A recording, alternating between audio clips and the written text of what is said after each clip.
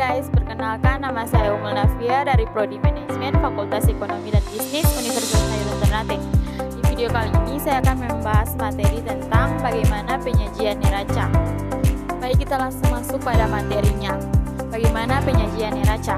Neraca adalah salah satu laporan keuangan yang menyajikan posisi keuangan suatu perusahaan pada suatu titik waktu tertentu. Neraca disusun berdasarkan persamaan akuntansi, yaitu aset sama dengan liabilitas tambah ekuitas. 1. Aset. Aset adalah sumber daya yang dimiliki perusahaan dan diharapkan akan memberikan manfaat ekonomi di masa depan. Aset dibagi menjadi dua kategori, yaitu yang pertama aset lancar, aset yang diharapkan dapat diubah menjadi kas atau digunakan dalam operasi perusahaan dalam jangka waktu kurang dari 1 tahun. Contohnya kas, utang, persediaan, dan investasi jangka pendek. Yang kedua, aset tetap. Aset yang diharapkan dapat digunakan dalam operasi perusahaan selama lebih dari 1 tahun. Contohnya tanah, bangunan, mesin, dan peralatan.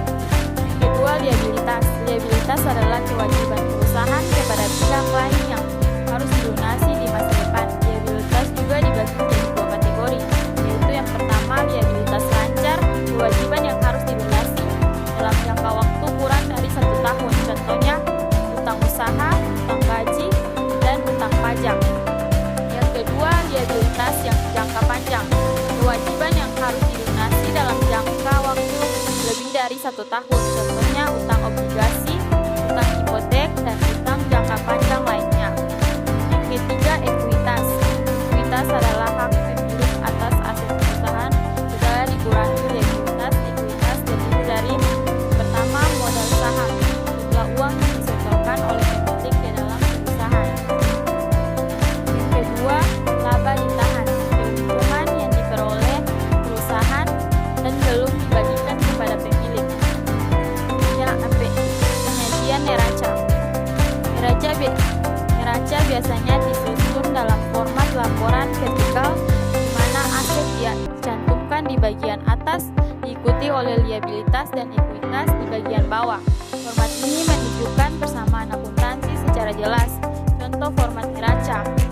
Neraca contoh perusahaan A pada tanggal 31 Desember, aset lancar, kas, piutang, persediaan, aset tetap, tanah, bangunan, mesin, peralatan, liabilitas dan ekuitas. Liabilitas lancar, utang usaha, utang gaji, liabilitas jangka panjang, utang obligasi, ekuitas, modal saham, laba ditahan.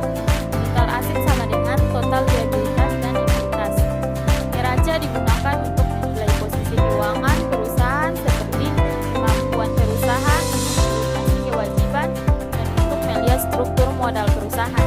Neraca dapat digunakan untuk membandingkan posisi keuangan perusahaan dengan perusahaan lain di industri yang sama.